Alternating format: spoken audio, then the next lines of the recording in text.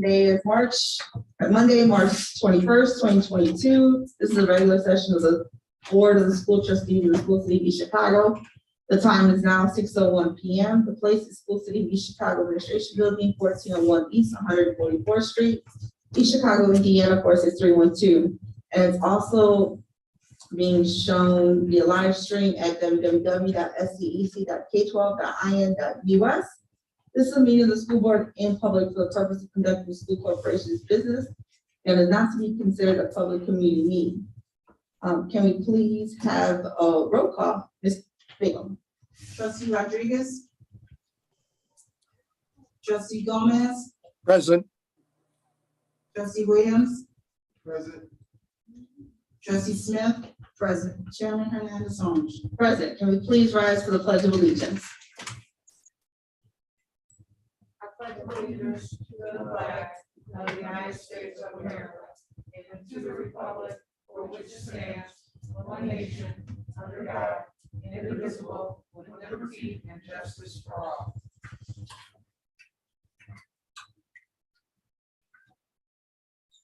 The next item on the agenda is the approval of the agenda. Is there a motion for approval for the agenda? Madam President, I'll make a motion for approval. Trustee Williams makes an approval for the agenda. Second. Trustee Smith makes seconds the item. Are there any questions?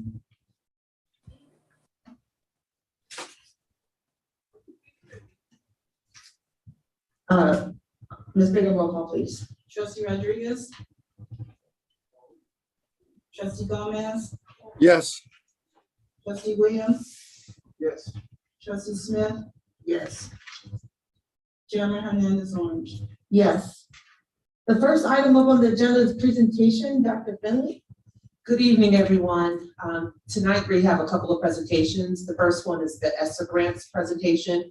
Every quarter, it is our responsibility as a school corp, according to the Indiana Department of Education, that we update the community on our current budget allocation and where we have spent and drawn down those funds. At this time, I'm going to defer to our Director of Federal Projects, Ms. Cindy Castro, and her team.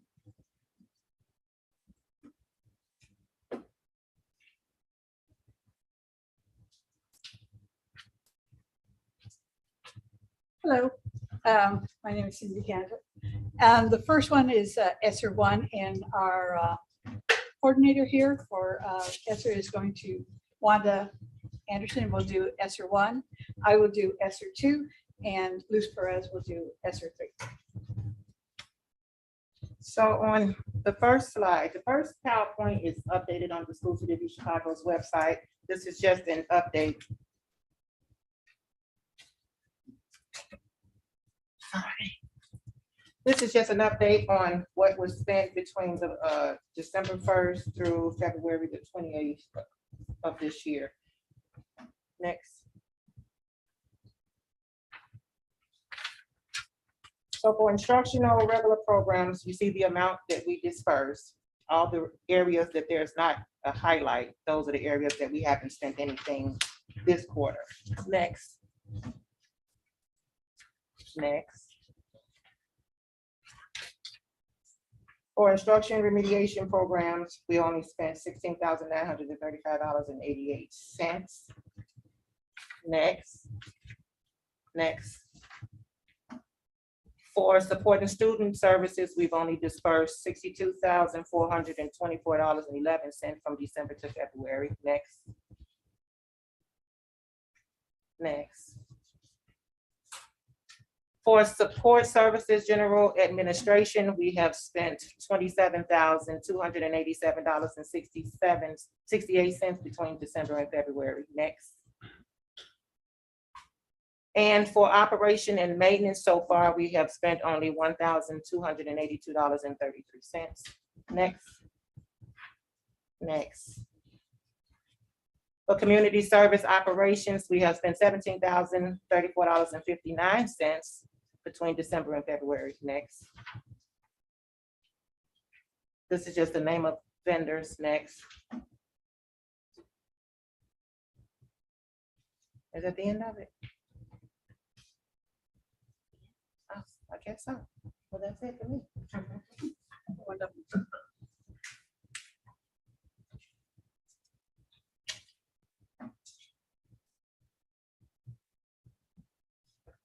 ESER two, it's still the same time frame. Next.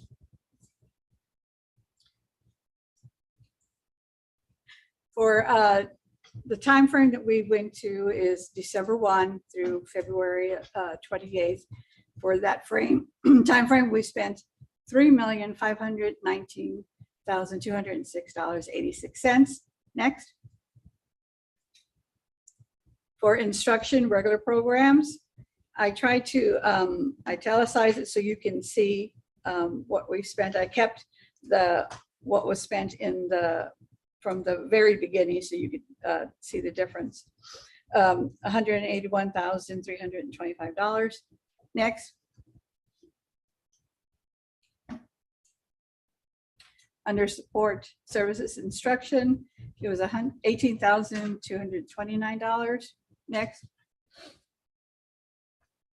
Under operation and maintenance, it was $69,450. Next. Community service operations, $44,220.50. Facilities acquisition and construction, it was $28,892.60. Next. And we're still waiting on modifications for ESER two. It is taking quite a while for those modifications to be completed. So that's all I have for ESER two. So when it comes to modifications, you just have to like submit it to the state and then they have to approve and. I submit the modifications, they send back, they tell us, no, I want more information. I submit those, they send it back, so no, I want more details. I submit that, they send it back, no, I need more explanation. Submit that, send it back. It's been back and forth, back and forth, back and forth. The specialist is new, so she verifies with several people before she. So let's say we happen to have, a big modification. Is that a real hurdle for the timeline? Because we're on a timeline, so. ESER two we still got lots of time for ESER two. And it's more because we're doing a lot with the construction. Right. She wants to know exactly who the vendors are, what you're spending. So that's why the details of it are important. So what I ended up doing is just made a complete spreadsheet for her. Detailed it as much as I could, gave it to her. Now it's in her hands. Okay. I'm just waiting. Okay. Yeah, I just worry about the timeline that they give you You guys. have no idea. Okay, so this is ESER three, same time frame. Shows what's been spent from December 1st through February 28th. Next. And for the regular programs, it shows what we spent from December through February. Next. Next. Next. I haven't spent anything. Next. You could go next. And this is what we spent for the facilities and construction from December through February. Next. That's it. All three of these will be up on the website. And so you will have that information. The first ones are still there and these will be updated. And we try to highlight what has changed so you can see the differences. So to make it easier. Thank you. You're welcome. Thank you, ladies, appreciate it. Our next presentation, which is timely because you just heard Ms. Perez speak about the facilities and construction. We do have our vendor here who completed our facilities assessment for us at the end of fall, really the beginning of winter. So I'm going to start off with our Director of Facilities, Ms. Jolene Francisci, to give you an overview And then we're going to go right into Schmidt Associates, who's the vendor who completed our facility assessment. As you know, I'm the director of facilities for East Chicago. I'm responsible for the maintenance, construction, and operations of buildings and grounds and equipment for the whole district. Facilities is responsible for managing the day-to-day operations of the school city of East Chicago, all schools, buildings, administration, fitness center, transportation, cleat, and soccer buildings. We have currently 9 employees on the facility maintenance side. We do have 1 clerk. Here's a short summary of their duties. We do have a clerk answering all incoming calls, payroll, ordering, creating work orders from staff, and submitting orders and POs. We do have 4 Teamsters. They're taking care of work orders that consist of landscaping, pickups and deliveries, maintenance, snow plowing, moving furniture out the district, and assisting the other maintenance with duties. We do have 1 plumber in the district. He's a plumber / craftsman, performs plumbing work in the installation, maintenance, and repair of school plumbing systems, facilities, and equipment. We have 1 electrician / craftsman taking care of all the electrical throughout the school district, changing over fluorescent light bulbs to LED in different areas, district. He also worked with the contractors that installed all the water fillers, as far as he did all the electrical, hooked up all the water fillers for all the schools in the district. We have 1 carpenter / painter, works in the construction, maintenance, and repair of school buildings, equipment, performs painting, work on school buildings, furniture, equipment, and other facilities. We also have 1 HVAC / pool control. He is a part-time employee. He changed the filters and the bells, does perimeter maintenance throughout the district, making sure the pools have the right chemicals and always at the right temperature for the children. We have 42 certified union custodians. We have 10 sub-custodians, which are part-time. They maintain and clean and sanitize the workplace for children, teachers, and staff, to work with teachers and staff for the betterment of the children in the district. So how we came up about, and I don't know if any have any questions about that part of it. If not, I can keep going. So as before, when the former interim superintendent, Dr. Disney, was here, he did come to me and ask me when our last assessment was, and it was in 2008. Taking it wasn't nearly what they've done as far as Schmidt and Associates, but there is one there. So me and Dr. Disney, he put out an RFP to get an assessment done of the district. He sent out went out to 6 firms. He only received 3 responses. That was Fanning and Howey, Gilbert Design, and Schmidt and Associates. So at that time, he had a meeting with the administration team, and a couple of trustees were there as well, to go over credentials, and selected Schmidt and Associates after the contract was approved. We had a meeting with Kyle Miller from Schmidt to begin the planning process. For the facilities conditional assessment, I submitted all blueprints, and then we did a full walkthrough with the team, with their team, the interior, technology, energy assessment, electrical, plumbing, foundation and roofs, and HVAC. I believe it was a great process, and looking forward to start the work on the project. So without further ado, here's Schmidt and Associates. Thank you, Mr. Franziski, and thank you, board, for hiring Schmidt Associates to help you through this process. And I'm glad to present tonight for you. I'm Kyle Miller with Schmidt Associates. I'm a principal in the firm. I've got my partner with me here, Eric Bramel. He's also a principal. He's the head of engineering, and so he knows all the stuff that's hidden behind the walls and all those sorts of things that not everybody else gets to see. So I'll take you through this. Our assessment summary real quick. We could go to the next slide.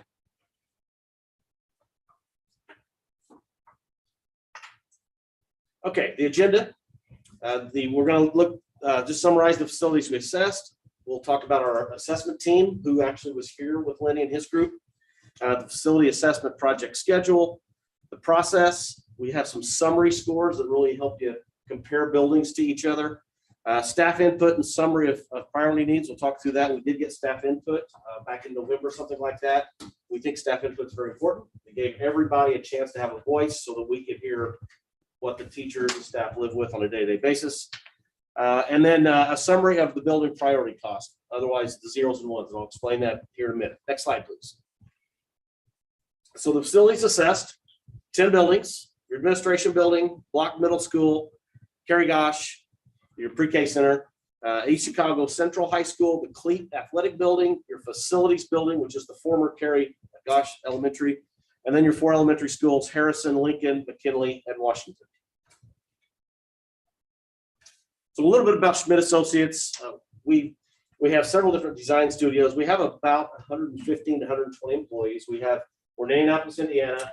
We work all over Indiana in K-12. So we're up here. Eric and I are up north here quite a bit. So this is where I kind of cover most of the time. K-12 education and university higher ed education is really where we spend most of our time, do most of our work. We do other projects because we're architects and we get other things that come in, but by and far, K-12 is what we do and what we started out doing in 1976. And I think IPS was our first client, the Indianapolis Public Schools. So we've been doing schools ever since. We have full services, architecture, engineering, energy, interior design, site engineering, be it MEP, mechanical, electrical, plumbing, technology design, and construction administration. We've done probably more now than here, but about 115 assessments. We've probably done another 5 or 6 since then, since we put this together. But that is by far and away what we do. Servant leadership is what we're based on. But K-12 is where we are, and we've done a ton of facility assessments that help school corporations make decisions moving forward. Next slide, please.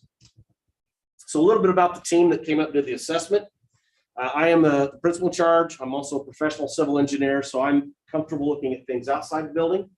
I've also got an architectural degree, so I'm familiar with things inside the building too. So I reviewed a lot of the site systems outside and also walked through the building with Lenny and his team to look at interiors, finishes, those sorts of things.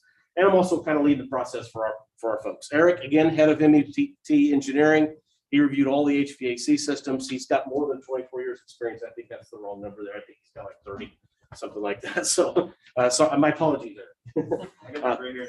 Yeah, he does. So Patrick Grapp, our engineering project manager, he reviewed the plumbing systems. He's got about 22 years experience.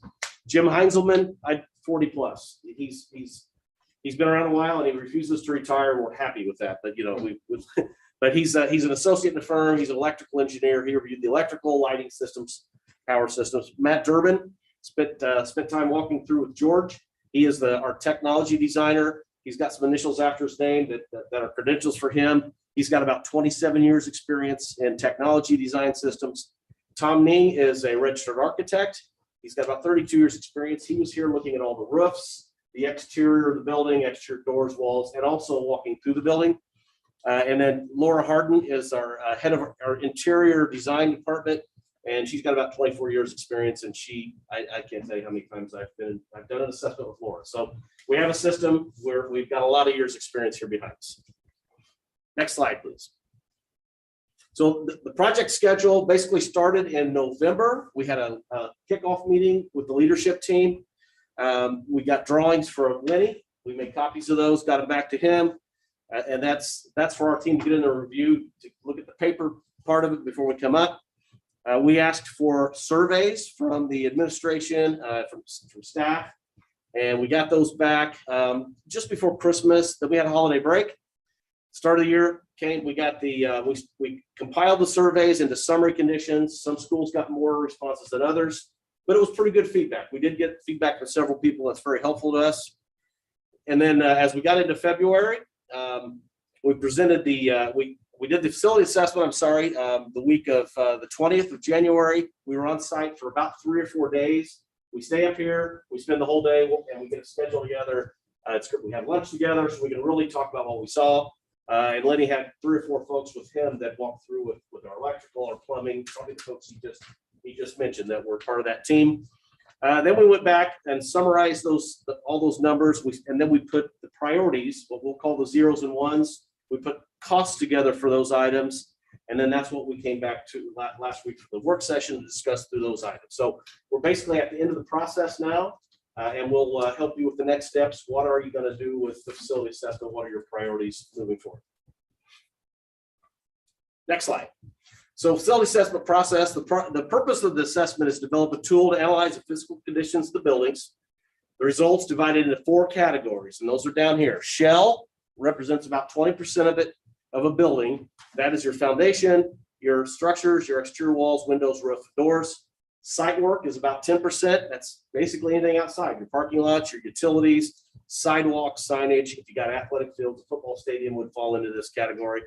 Services, that's about 35% of a building, HVAC, controls, plumbing, electrical, fire alarm, technology systems.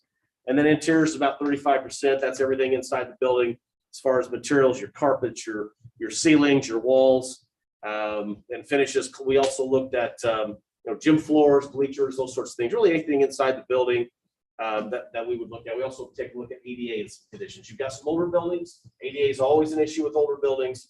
But we do try to keep an eye on those things. So that is the process. The second paragraph, go back one slide, I apologize. We break everything down into 0 through 4. 0 means it's a poor condition. So when we look at a carpet in a room, we're gonna look at this carpet and say, is it worn out? Is it raveling? Is it a 0? Is it a bad shape? Or is it brand new at a 4? Or where is it in between? We break every system down like that. And we've got all this in our spreadsheet that would bore the heck out of you if I brought it. But everything that you can think of in a building, we could put in a 0, 1, 2, 3, or 4. Some cases we may score a 0.5 to help define that category a little bit better. So anything that's a 0, 1, we really want to focus on as priority items for you. And then there may be some 2s that you may say, hey, we need to do this. 0s and 1s are really what we identify as priority items. Next one, please. So then we put these into a suitability. If you get all 4s, you're a brand new building, you're going to score 100%. That's what 4s will do in the mathematical formula. You didn't have any buildings that were 4s, or 100%. But we did put everything into, when you do all your scores and break it out by all these systems, this gives us the ratings from facility building down to the cleat athletic building. So the facilities building scored the highest score. It's not getting as much use right now. It's I think a little newer than some of them, so a little better condition, all the way down to the cleat athletic building, which really the HVAC system there is carrying a lot of that price, or a lot of that percentage being low because it's just old. And then you can see everywhere in between. This gives you a quick snapshot of how the buildings do from a percentage standpoint, and how they score as far as, we look at anything that's 76 to 100% good.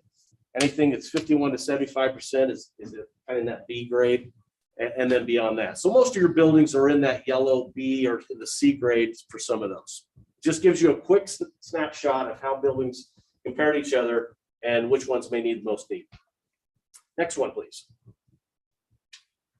So this gives us information on site acreage, square footage, and building capacity.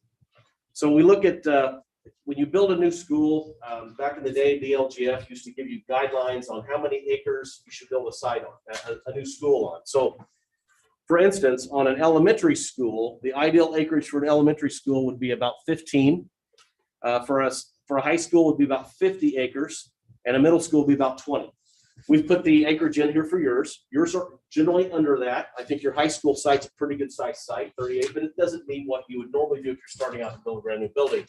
That's common though, especially when you're in the city, you're in urban areas where you just don't have that space. You have city blocks. A lot of your buildings are on city blocks. So this is not anything alarming. It's not anything that's not uncommon among many school corporations in Indiana. Square footage, this one is probably the most interesting to us and the student population. So you really should focus on those. The square footage, this is the square footage of the building in this column here. And then the student population that's in that building based on your current numbers. And then what a square foot per student is what is the area each student has based on the number of square feet you have.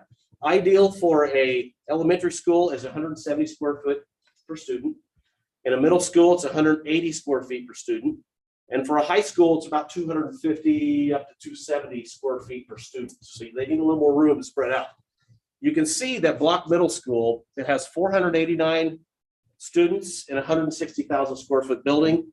Those students have about 489 square feet per student. That is much higher than what we would design a building at. So what that tells us is you have extra space in that building, and that it really is the case across the board. Kerry Gosh, for instance, since you just have preschool kids in there, that is such a big building, an old middle school. There's a lot of space there. So it's something to think about. Certainly, sometimes when we get through this process, we realize, okay, we've got to add some space. Well, you don't have that issue. You don't need to add space. You may need to reallocate and question, what do we do with some of this space? But all of your buildings have more space per student than you would typically need for when you're building a new building, for instance. So something to keep in mind. Next slide, please. So we're still working on this. We're just getting some information back from Alila. She got it back today. So we're going to put together the information on the energy use. And Eric, if you could take 1 minute and talk about the energy use and how you kind of calculate this, that'd be helpful. Sure. So there's a lot of different ways of looking at this, but the simplest way when you're wanting to get a first look at what is the underperforming buildings energy-wise, what's costing you more per square foot than other buildings, is just a simple calculation of annual expense for energy divided into square footage, right? So, and a good kind of watermark to kind of test is $1 a square foot per year, approximately.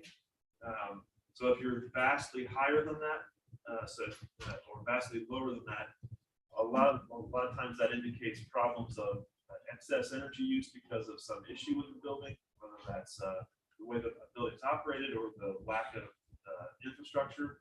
Also, if it's vastly underspending, that can indicate that there's things that aren't working or that aren't delivering the right services, right? So either one can be a red flag of some sort and indicate that more attention is needed and more investigations. So yeah, we talked about this example is 150,000 square feet. That's pretty close to Block Middle School. So if we look at Block Middle School, it's 160,000 square feet. If you're spending $160,000 a year on that building, that's about average. That's where you want to. But if you're spending twice that, you got some issues. If you're spending under that, we may want to look into why. So that's why we get this information, and we're still going to put this together once we pull all the get all the information, so you can start to see which buildings are the bad performers, which ones are the good, and what's going on there. Next slide, please. So I'm going to zip through these rather quickly, but each building has a summary of needs from the zeros and ones. Again, everything that our team scored up to 1.5 is reflected generally in here. And then on the very last slide, we have some summary costs that reflect pulling these things into a cost estimate if you're going to fix them. The staff inputs on the left, and then on the right are the things our team found. So it's important to look at both those items. And we like to make note that, for instance, the staff comments in this building, 6 comments were HVAC related. That usually means we're not comfortable. It's too hot, it's too cold, something needs to be done with the HVAC. That is probably the #1 item we saw across the district is HVAC. We see probably those being your biggest needs. We know you have ESSER funds, and so maybe that's a way to go about. We're working with several of the districts that are spending their ESSER funds on mechanical systems. That seems to be the easiest thing to do and the easiest thing to get approved, if you will. So that we're seeing that as very common. And another thing that goes along with that is electrical. We did see a lot of electrical needs, and sometimes when you upgrade that HVAC system, you got to look at your electrical system too. If you're going to put in all new mechanical systems or renovate those systems, the electrical's got to be able to run that. So those two things tend to go hand in hand. Anything else, Eric, or those kind of the highlights when you're looking at that? That's fine. Okay, so a couple of things we saw at the administration building. I wouldn't say anything super major. Our architect noticed a few things on the exterior walls. Those are maintenance type items that you could probably take care of with have a local contractor or somebody. Site lighting is old on a lot of the sites. Maybe doesn't deliver the lighting you want, so that's a common one. And then again, HVAC, electrical lighting, and I know you're working on lighting as you go, trying to replace LED lighting, but it's certainly not all done yet. Next slide, please. Block Middle School, I think, probably has some of the bigger concerns from our team. A lot of things going on there. We got a lot of staff input on this one. I think probably more than any other school. HVAC is an issue there. Operable windows, because it's uncomfortable, they want to be able to open windows. We'd rather make it comfortable with proper systems so they're not opening up the windows all the time. Opening up windows throws off systems. So we would, now those windows are still not in very good shape. So we would you probably should replace those at some point, but do you make them operable? That's part of the discussion. Doors and hardware, restroom upgrades, a few things. As far as what we noted, windows, we did note the windows and some exterior doors are not very good shape. Site lighting again, parking pavement, asphalt is also another thing that we saw a lot, and a lot of the parking lots are kind of beat up and need some mill and overlay or some full depth repair. The high school looks really good. We know you did that not too long ago, but some of the other buildings don't look very good as far as asphalt goes. So services, again, HVAC, electrical. And then on the interiors, you'll see interior doors here, gym bleachers on a few of your different buildings. The bleachers aren't working. They're the old original bleachers. And let's see. And classroom furniture. Classroom furniture is another where the furniture is a little old and dated. And maybe that's something you could look at replacing at some point. So that's the middle school. Next slide. Another building that we see as an item, one that's certainly a lot of comments on this one were toilets and sinks in the classrooms. And that really comes from the preschool teachers wanting to have a restroom like kindergarten do inside their classroom so they don't have to walk the kids down the hallway. That's really where that came from. They're in a middle school, right? So you don't have those in that building. So you're just trying to use a middle school for young kids. Windows, HVAC upgrades, again, were the top three there. We saw the same thing, same comments as before. The asphalt, you could put a lot of money into this building. And remember, this is a building that's got about 1,200 square foot per student. So you got a lot of space in that building. So do you put money into that building when you only have a few students in it? So those are things that you think about. Next slide, please. Central High School, the building's in really good shape. I mean, it's just old and worn out. Some of the systems the HVAC systems have been there now pushing 40 years. But the number one comment there was HVAC upgrades. At that building, we had 11 comments from staff there. Finishes throughout, vinyl tile and carpets and those things are getting a little bit worn.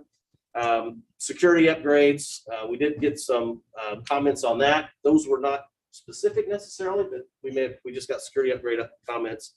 Wi-Fi, media center upgrades, and then what our team saw was some roofing work. That's another thing that if you see roofing on here in that shell area, that's something to keep in mind, because roofs can really cause problems if they get to a point where you got to take care of those. So we do have roofs on there a lot.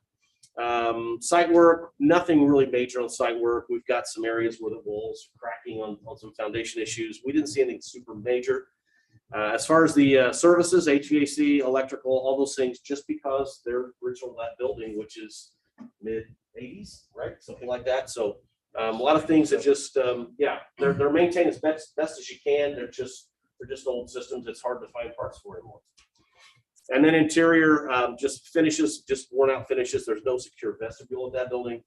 And then and also the classroom furniture that's on there somewhere. Yeah, classroom furniture.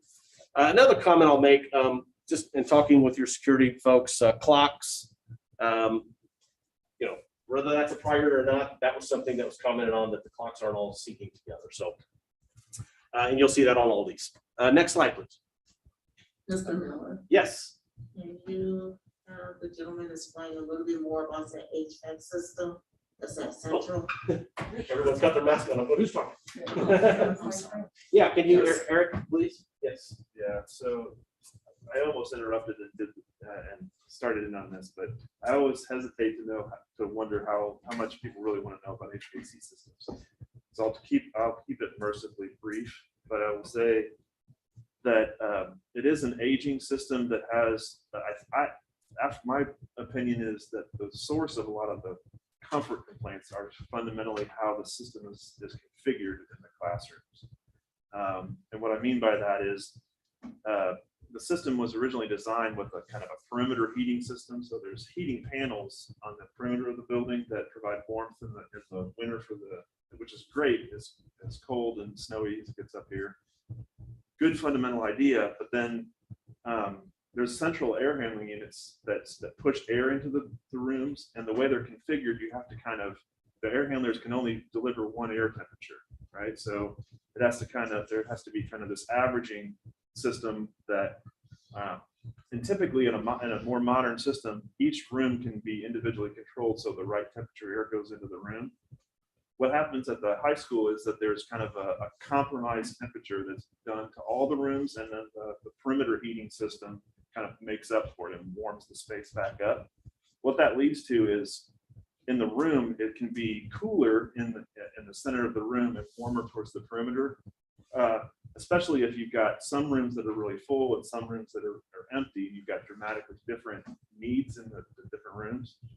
So that fundamental issue is an expensive thing to fix, but it can also be done in phases, what I would suggest. And if you had a certain area or certain wings of the building that you wanted to concentrate on doing some upgrades, you could do that air handler by air handler, right? So whatever there's many air handlers in that building. If you attacked one air handler and said, okay, we're going to make the improvements in this area for these classrooms, that could be a small enough project that it would be manageable, and then they could make a dramatic improvement in that area. That you could focus perhaps scheduling those rooms very heavily and other rooms less heavily. So hope that kind of starts the conversation with that.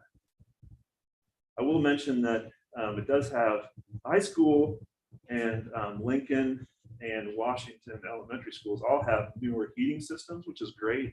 Washington has a new cooling system. There are newer pieces of equipment throughout the district, and there's plenty to build around, and there's lots of good opportunities. It's just a matter of you have to do it smart, and you have to do it in the right sequence for the right reasons in order to make the most of your money to make an impact. Thanks, Eric. The Clayton building, again, that mainly what we saw there were HVAC, lighting, and also the interior lockers. It's an athletic building that's been there for as long as the high school, so it gets beat up. So that one, those would be the main priorities we saw there. Next, please. And then facilities building, again, the roof, that was one of our biggest concern there, but this building is probably one of the higher scoring ones of all the buildings. The HVAC controls, again, there, some lighting controls, chalkboards. We see chalkboards. That just doesn't matter so much in that building, probably because it doesn't have kids in it right now. So it is a school. So when we look at it, we try to understand that maybe there's not so many priorities for that building because of what you're using it for. So if you were going to move kids back in there, we might want to go back in and say, okay, what do we really need to get in order for that? So the next, please. So the next four are your elementary schools. A lot of similarities between those. Eric did describe a few differences in the HVAC systems. Harrison did not receive a lot of staff input. I think we only got one feedback from one person. Exterior doors are on the list. Site, again, the fencing and gates, asphalt on that side are not very good shape. HVAC systems, again, the heating, like Eric said. Plumbing systems come up on now and then, but those are things that don't necessarily need fixed unless you have something that's absolutely failed. We just know that these are old piping systems. Sometimes your old water systems might be something to look at. But HVAC would be probably what we would focus on in most of these elementary schools. Then on the interiors, some finishes, cafeteria furniture, classroom furniture. I think you see classroom furniture on there a lot. Gym bleachers in this building, and also no secure vestibule at this one. Next, please. At Lincoln, we had two comments. HVAC, of course, exterior doors and roof were a comment on those. Site lighting again. Exterior signage, your exterior signage. The one thing at Lincoln is it doesn't have the same sign that you have at your other elementary schools. You're saying we try to compare them to make them all, where are they not equal to each other? This one just has this little post and panel sign. So that shows up on the list. Again, whether that's a priority or not, it may not be, but something when you're comparing the elementaries that we notice. HVAC systems, distribution and controls, lighting fixtures, panel boards, power. Those are the same suspects. And then classroom furniture, some stair railings we want to look at. Some of them don't meet code, and we might want to take a look at fixing some of that. And this one doesn't have a secure vestibule either. Next, please. At McKinley, a couple comments on HVAC. Didn't really have any shell items that we noticed from our team's visit. But again, a lot of the same things. This building's very similar to Harrison. What was kind of that same area, asphalt, fencing came up on this list a little bit. And then as far as interior finishes, a lot of the same comments that we've had so far. And then the last one is Washington. And it's a really big building. We did get several comments from there. 4 comments on a larger upgraded auditorium. What's interesting here is we really didn't get very many, if any, HVAC system comments from the staff. We do have some HVAC distribution needs there, but the systems themselves would not be something we would be super concerned about at that building. Carpeting came up there, hot water at all the sinks. Some of the sinks at that building don't have hot water, so we noticed that, we found it, and we also heard it from staff. And then looking down the list, some of the same items with site lighting, site furnishings. What this is it's benches and things like that that make it a pleasant outdoor experience.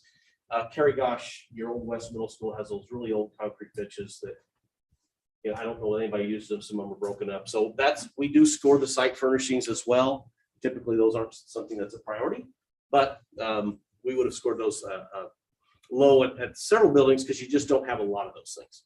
And then on down the list, the same items you have with electrical and panel boards, the switchboards, and on the interior, some doors, flooring, bleachers at that building as well, and secure vestibule. So those were the comments at Washington.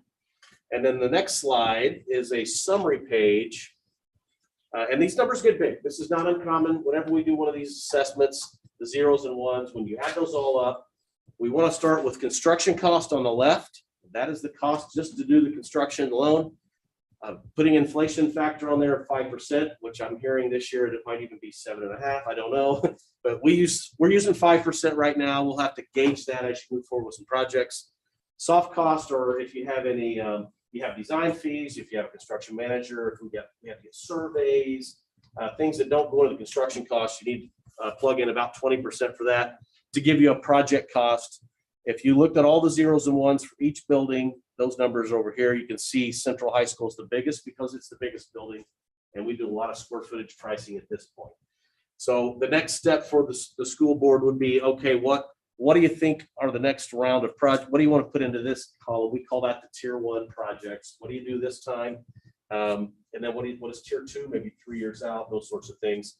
And maybe your first decision is how do we attack HVAC systems with the ESSER dollars that you have, or any other items you want to do. So, and there's a whole lot of detail back behind all this that we can provide as needed. So, any questions? Just a thank you for me. I think we kind of provided you with questions last week, and this to me is definitely information that needs to go out to the community as we start to make decisions on what we need to do next. And I think this is the reason why the assessment was done, as well as just it's going to be put out there. I do ask that, you know, we don't have a lot of the audience, but if you put it on Channel 21 so that the community members could definitely see these numbers. You know, I always talk about that R word, the unhappy R word, but at least we're doing the work behind it in order to decide, hey, we need some more money to get some of this stuff done. So thank you very much for taking your time, as well as to see that they're professionals with years of experience. Exactly. And I will say, you've got a great staff with Letty. Those guys were very helpful. Rich and George, and I don't remember everybody's name that spent the day with our electricians. Buildings are clean. It's just there's these systems. What we notice more than anything is just the age of the systems. They're really some really old equipment that unless you spend big time and really invest, it's tough to really take care of those things after 35, 40 years. So anyway, thank you very much. Thank you very much. And I did want to wrap up and say, well, first and foremost, thank you, Kyle, and thank you, Eric. The next steps for this is that we'll work with the board and our director of facilities, as well as our CFO and student associates, to draft a facilities plan to kind of do what Kyle just indicated, one of those priorities of collaboration with the board. But this will ultimately set the stage for us to start that capital improvement planning process for the district. Thank you so much again, Kyle. Thank you. Next, we are moving to the business portion of the meeting. The first item on the agenda is approval of minutes 2/7/2022. What is the pleasure of the board? Madam President, I make a motion for approval. Trustee Williams makes the motion for approval. Second. Trustee Smith seconds the motion. Are there any questions? Ms. Bigger, roll call, please. Trustee Gomez, Yes. trustee Williams, Yes. trustee Smith, Yes. Chairman Hernandez on. Yes. Item number 2, approval of claim docket. Is there a motion for approval? Trustee Smith makes a motion for approval. Second. Trustee Williams seconds the motion. Are there any questions? Ms. Bigger, roll call, please. Trustee Gomez, Yes. trustee Williams, Yes. trustee Smith, Yes. Chairman Hernandez on. Yes. Item number 3, approval of personnel report. Is there a motion for approval? Madam President, I make a motion for approval of personnel report. Trustee Williams makes a motion for approval. Second. Trustee Smith seconds the motion. Are there any questions? Ms. Bigger, roll call, please. Trustee Gomez, Yes. trustee Williams, Yes. trustee Smith, Yes. Chairman Hernandez on. Yes. Item number 4, approval of distribution of payroll. What is the pleasure of the board? Madam President, I make a motion for approval. Trustee Williams makes a motion for approval. Second. Trustee Smith seconds the motion. Are there any questions? Ms. Bigger on payroll. Roll call, please. Trustee Gomez, Yes. trustee Williams, Yes. trustee Smith, Yes. Chairman Hernandez on. Yes. Item number 5, approval of donations. Dr. Finley. We are asking the board to approve 2 donations this evening. One is for Washington to receive a donation and sponsorship of t-shirts and masks for their boys and girls basketball team. So that is one donation, and it's from one of the teachers actually sought out this donation. And the other one is a donation for Block Middle School, the 250 t-shirts for 8th grade promotion. Is there a motion for approval of donations? Madam President, I make a motion for approval. Trustee Williams makes a motion for approval. Second. Trustee Smith seconds the motion. Any questions? Ms. Bigger, roll call, please. Trustee Gomez, Yes. trustee Williams, Yes. trustee Smith, Yes. Chairman Hernandez on. Yes. Item number 6, approval of fundraisers. Is there a motion for approval? Oh, I'm sorry. This is a request from our unified sports team for a fundraiser for Autism Awareness Month. This is going to be an online fundraiser. We're going to sell shirts for our students, and this will help us get ready for our unified sports, which will happen right after track season ends. Is there a motion for approval? Madam President, I make a motion for approval. Trustee Williams makes a motion for approval. Second. Trustee Smith seconds the motion. Are there any questions? I just wanted to add that this fundraising effort goes to Unified Sports banner, so we could be recognized through the Special Olympic, if I'm correct. And the reason why they do this too is because of the fact that they want to they partake in every part of a sport. So fundraising comes with it, and this is the reason why this is also involved with the sport. Any questions? Ms. Bigger, roll call, please. Trustee Gomez, Yes.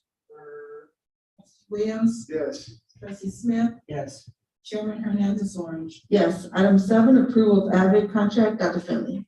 We are seeking approval for Avid, which is our partnership that we have at the high school.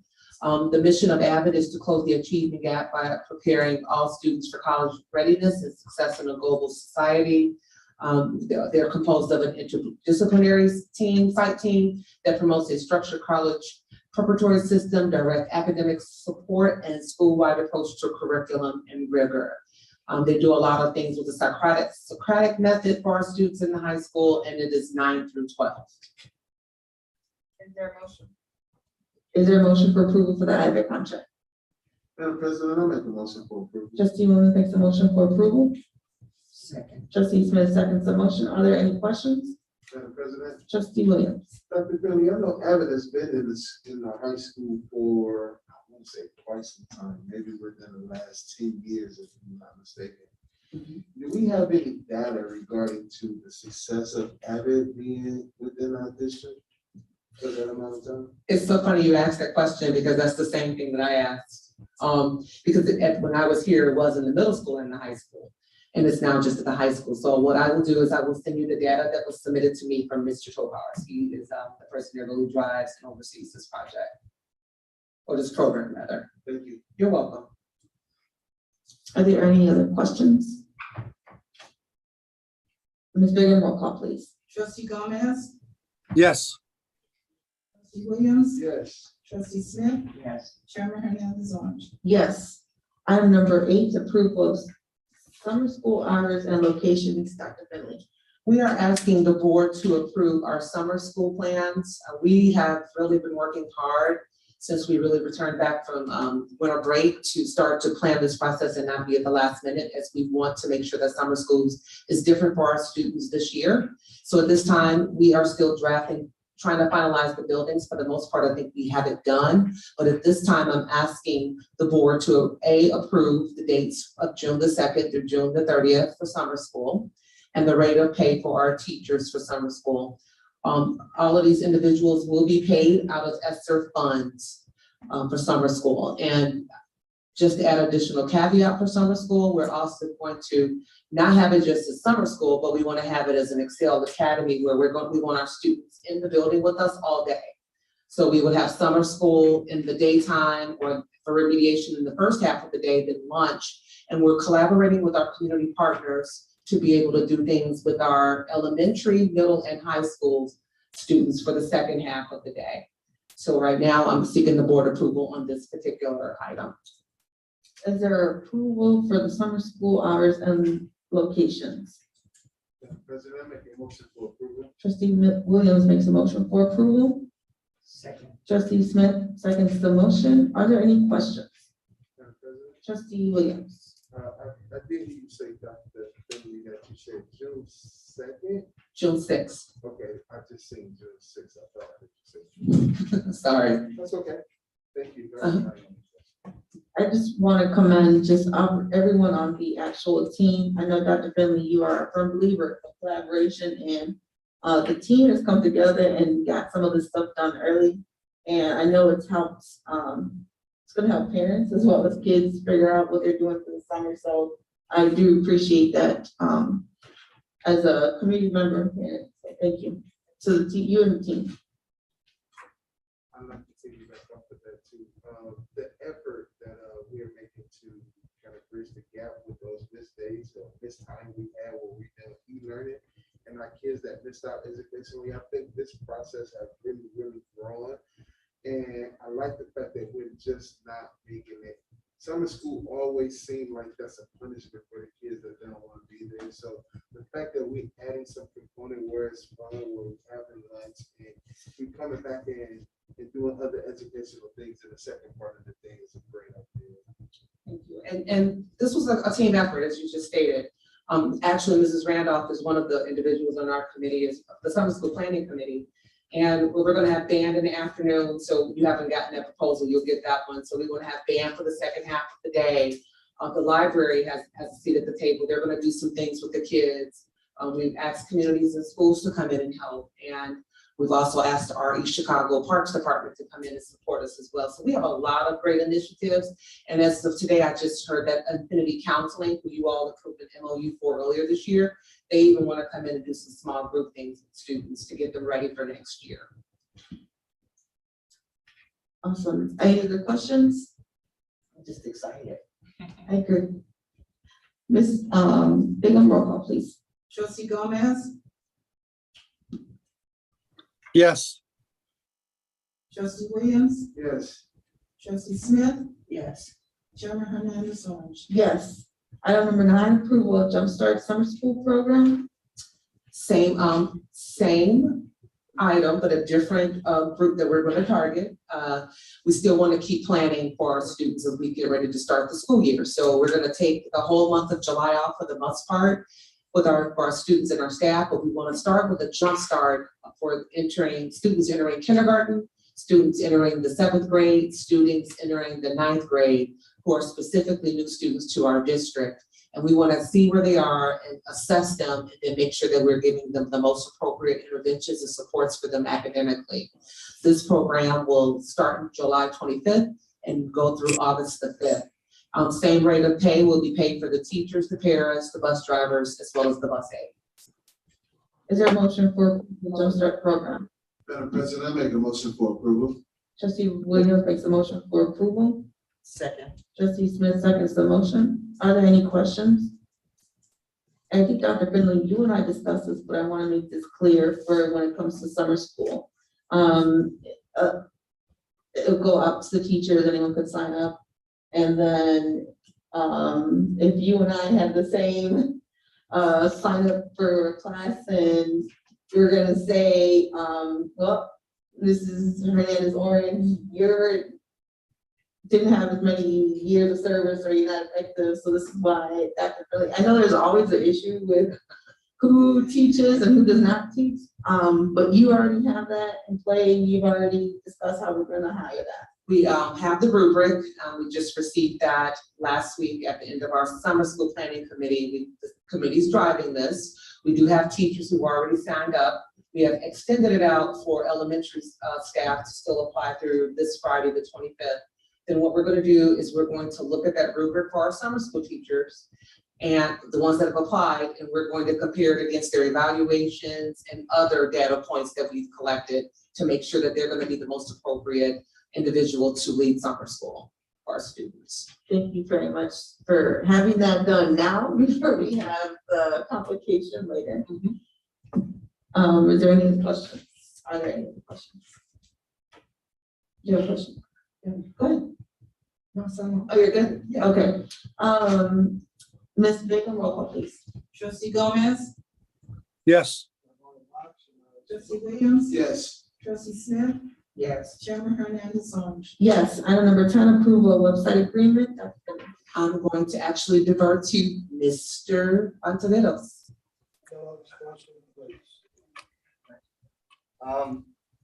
Good evening. Good evening. I am asking the board for approval to change our current website provider, which is currently it's eChalk, to a different site called Final Site. It's a more upgraded website that has more integration with what we currently have. So I'm asking the board for that. Thank you. Is there approval for the website agreement?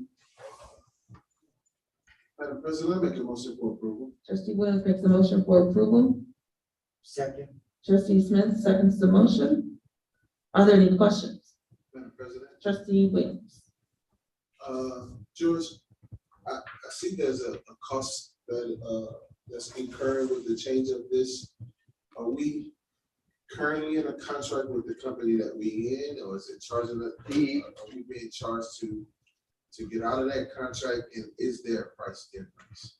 The price difference is less than what we currently pay. It's a year-to-year contract. But there is an implementation fee since we're getting all our stuff, or we would ask to get all our stuff transferred from the old site to the new site. So there's a one-time implementation fee. After that, the cost yearly is less than what we're paying. Thank you. Any other questions? Ms. Bigger, roll call please.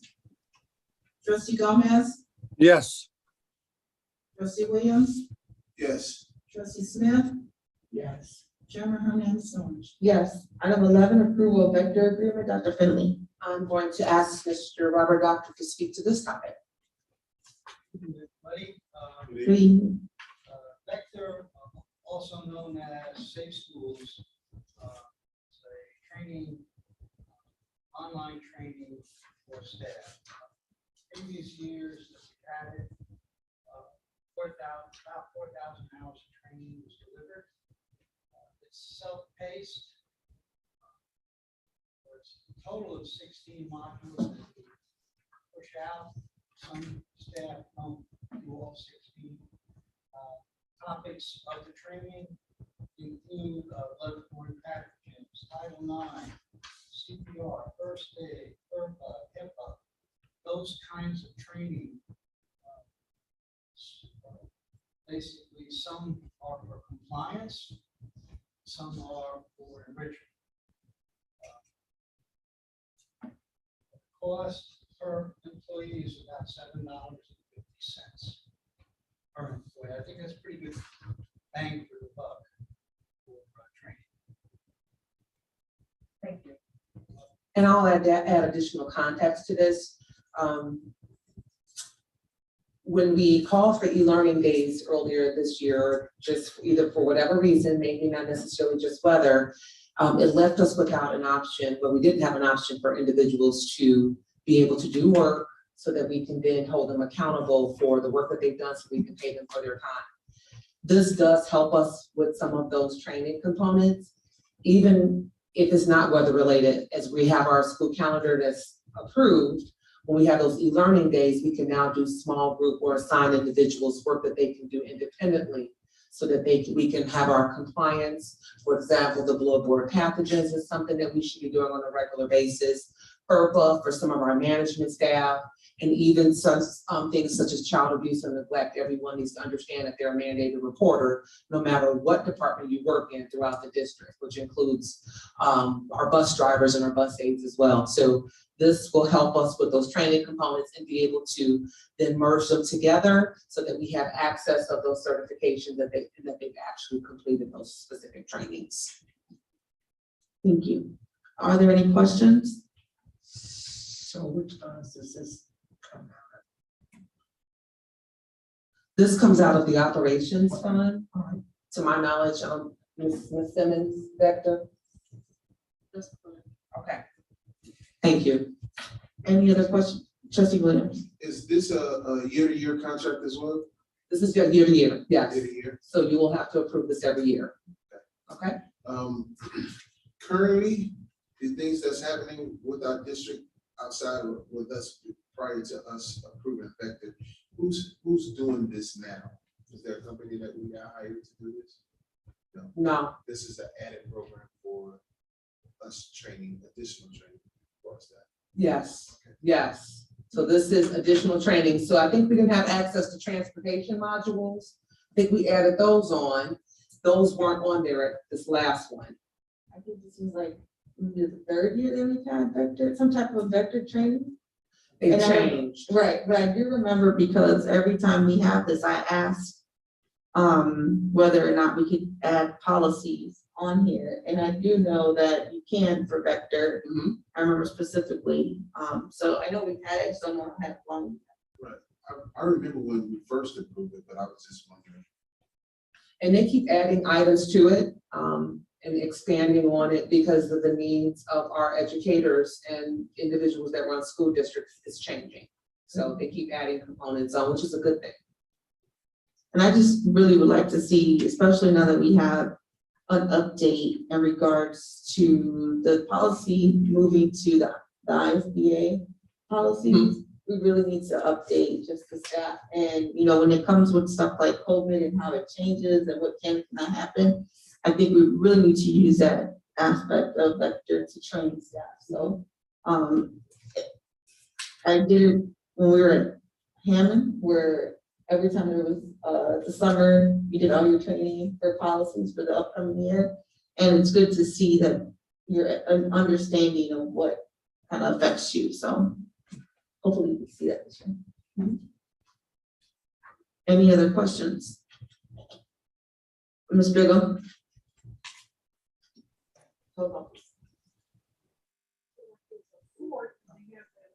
Trustee Gomez? Yes. It's facing the water. So, I'm sorry, no, we did not make a motion. Is there a motion for approval of the vector agreement? Madam President, I make a motion to approve. Trustee Williams makes a motion for approval. Second. Trustee Smith seconds the motion. There you go. Any more questions? No, we asked them already. Sorry about that. Ms. Bigum? Trustee Gomez? Yes. Trustee Williams, Yes. trustee Smith, Yes. Chairman Hernandez on. Yes. Item number 12, approval of elevation renewal. Dr. Finley. Elevation is our intervention and support for our English language learners. What it does is it helps us as a school district to better serve those students by supporting their student data, their analysis, reporting, collaboration, and helps us then drive their instruction. So we're seeking approval tonight for elevation. Is there a motion for approval for elevation renewal? Madam President, I make a motion for approval. Trustee Williams makes a motion for approval. Second. Trustee Smith seconds the motion. Are there any questions? Ms. Bigum, roll call. Trustee Gomez, Yes. trustee Williams, Yes. trustee Smith, Yes. Chairman Hernandez on. Yes. Item number 13, approval to dispose of Title I equipment / technology supplies. Dr. Finley. I'm going to defer to Mr. Ontiveros for numbers 13 and 14.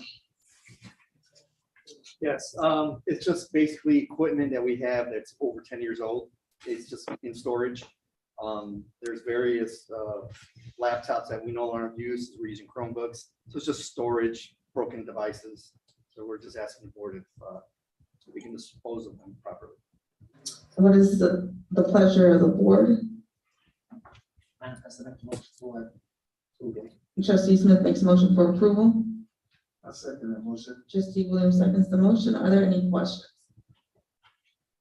I just have a question. We dispose of Via a recycling company. and then And then we get a certificate of we're cool because we did the right thing. exactly not going to the landfill and stuff. Perfect. Any other questions? Ms. Brady, roll call. Trustee Gomez, Yes. trustee Williams, Yes. trustee Smith, Yes. Chairman Hernandez on. Yes, item number 14, approval to dispose of technology devices, and Mr. Ontiveros already explained it, so do I have a motion for approval of item 14? Madam President, I make a motion for approval. Trustee Williams makes a motion for approval. Second. Trustee Smith seconds the motion, and are there any questions? Ms. Bigum, roll call please. Trustee Gomez, Yes. trustee Williams, Yes. trustee Smith, Yes. Chairman Hernandez on. Yes, item number 15, acceptance of Foundation of East Chicago grant for athletic department. Dr. Finley. The Foundations of East Chicago has generously granted us a donation in the amount of $34,000 something odd dollars. I had it up, so I'm so sorry.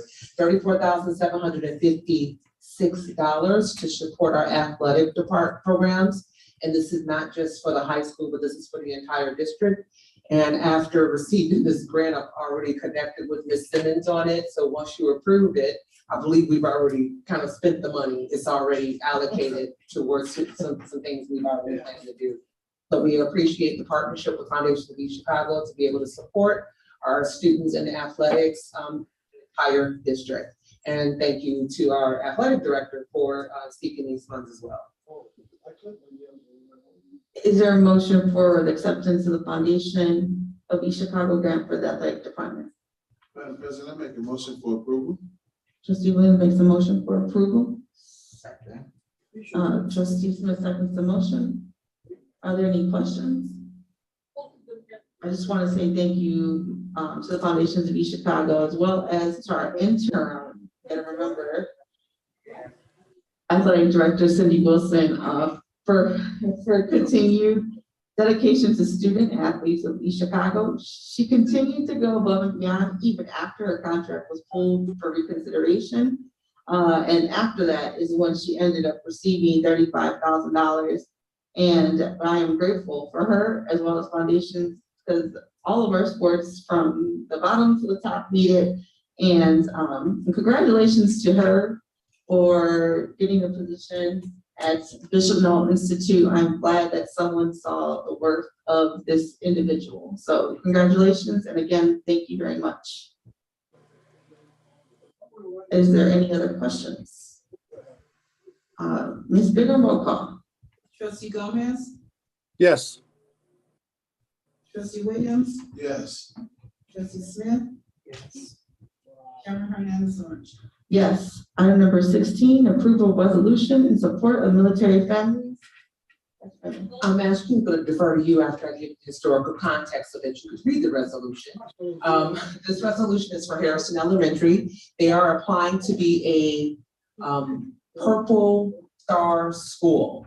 So this is, Purple Star is typically for our military families. And as a mom of an Army vet, I could not say that this sings a song to my heart. So I'm happy that the board is going to support this resolution, I hope tonight. And I'm gonna now defer to President Hernandez Orange to go ahead and read it out loud so we can see what we are going to set our awesome elementary school up for. Thank you. The Board of Trustees of the School City of East Chicago Resolution number 2022-03, a resolution in support of military families, whereas today more than 1 million Americans are bravely serving in the United States Armed Forces, including more than 19,000 Hoosiers actively serving their nation someplace other than home. And whereas currently more than 20,000 children in the state of Indiana are members of military families, and whereas statistics reflect that a result of transfers, deployments, and relocations ordered by the military, the students may be enrolled at as many as 6 to 9 different schools during their K through 12 education. And whereas frequent moves, family separations resulting from deployments and reintegration issues involving both parents and children are widely known and understood to present unique challenges to military families, and whereas the school city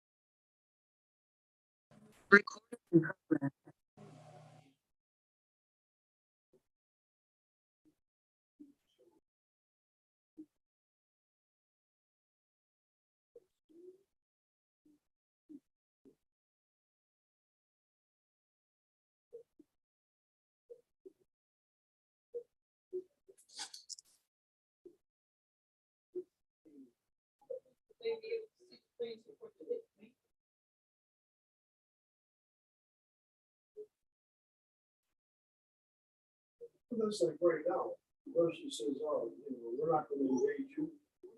Next thing you know, they decide to invade. You know, then they start building.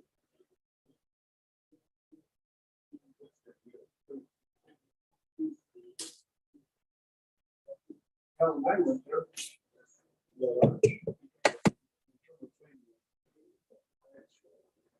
Paris, yes.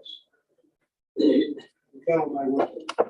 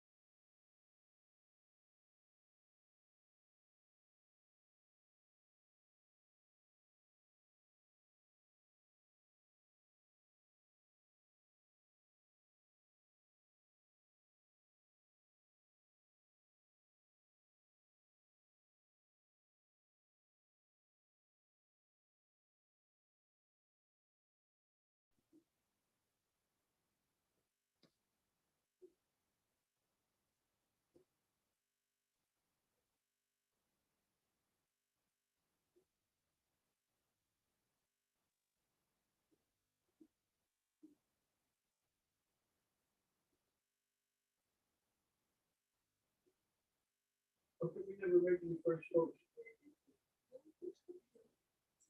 Okay.